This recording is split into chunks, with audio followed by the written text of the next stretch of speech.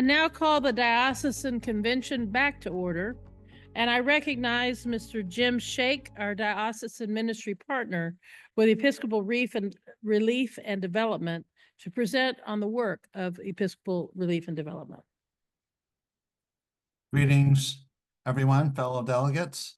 I'd first like to start off with a video that Episcopal Relief and Development has recently developed, and ask Adam to start the video, and then I have a presentation, short presentation after that.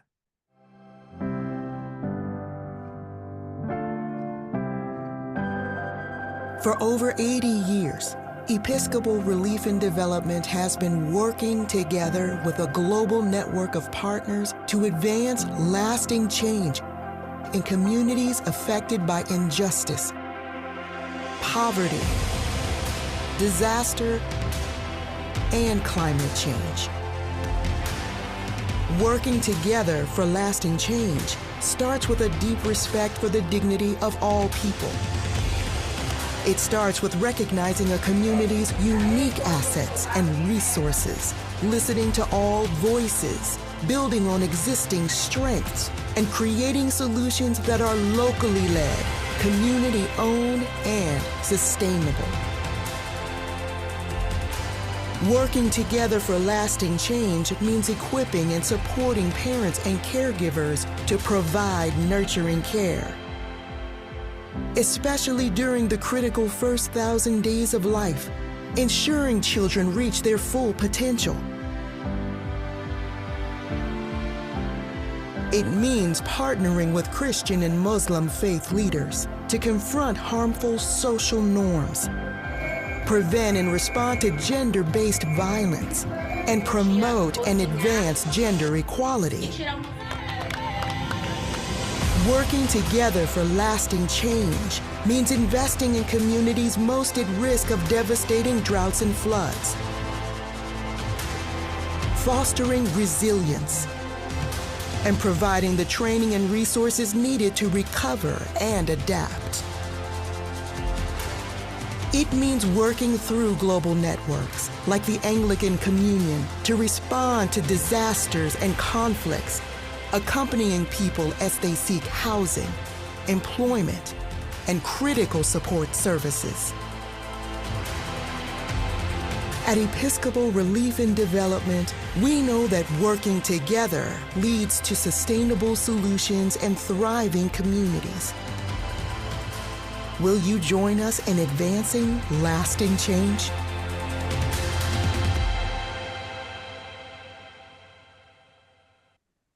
Yeah, I'd like to give some examples of what Episcopal Relief and Development has been doing just in the last couple of years, both in the relief area, disaster relief area, as well as in the development areas as well, and who they've partnered with.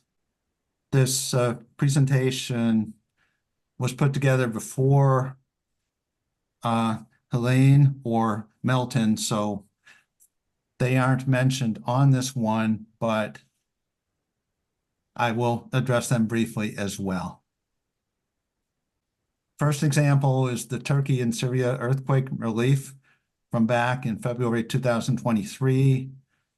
Just how many people were affected, the casualties, and the relief partners who Episcopal Relief and Development worked with there, including Action by Churches Together, the ACT Alliance, Diaconie, Katastrophenhilfe, DKH, International Blue Crescent, and other local implementing partners.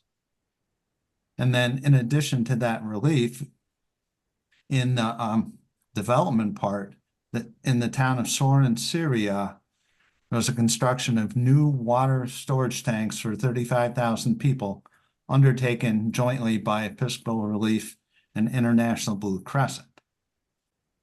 Next example I have is the Lahaina Maui fire relief, as I'm sure we're all quite familiar with. That was August 2023 relief partners that ERD partnered with were the Episcopal Diocese of Hawaii, a Cup of Cold Water, which was formed by 4 local Episcopal churches there, and then a long-term recovery group, support being provided for shelter by local community and faith-based organizations. They're responding to the Israel-Hamas war. We all know October 7th, 2023, the Hamas attack and the ongoing response by Israel.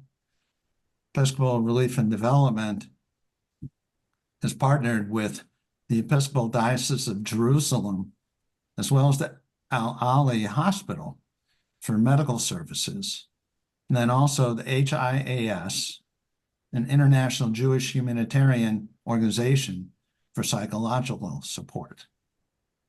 And then for the Al-Ali suppliers, there was also International Red Cross and Red Crescent and the UN Relief and Works Agency for Palestine refugees who were also involved. And then other recent relief projects, flooding and winds in South Africa, partnered with Hope Africa. And then Hurricane Debbie relief also includes Hurricanes Helene and Milton. And specifically for Hurricane Helene, there were, they've been working alongside 3 Episcopal dioceses down south, including the Episcopal Diocese of Georgia, of Florida, and of Southwest Florida. It's still very much ongoing. Wildflowers in Northern California, and partnered by the Diocese of Northern California, and then the Ukraine humanitarian support.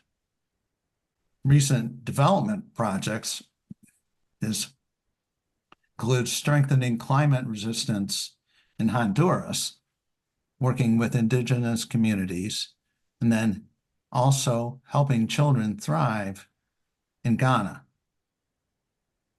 along with the Anglican Diocesan Development and Relief Organization.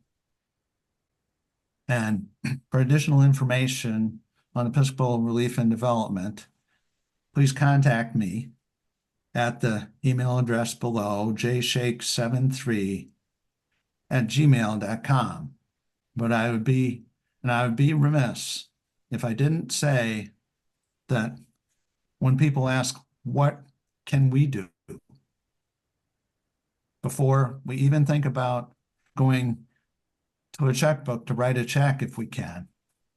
First thing, as Canon Megan mentioned, we need to pray. And let's, at this moment, a silent moment of prayer for all the relief efforts ongoing, particularly down in the Southeast U.S.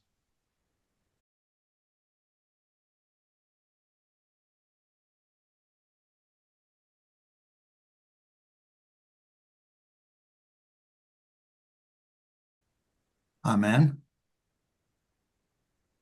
And there will be in your packet following convention, you'll have this presentation, as well as I believe the video, and then there's also an additional slideshow put together by Episcopal Relief and Development with additional background information.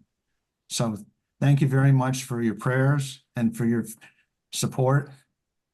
Financial support is always greatly needed. So thank you. Thank you, Mr. Shake.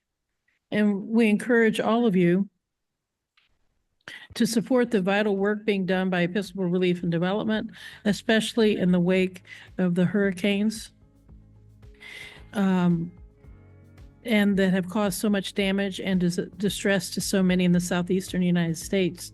This year's convention offering will be going toward the efforts of Episcopal Relief and Development for people in that region.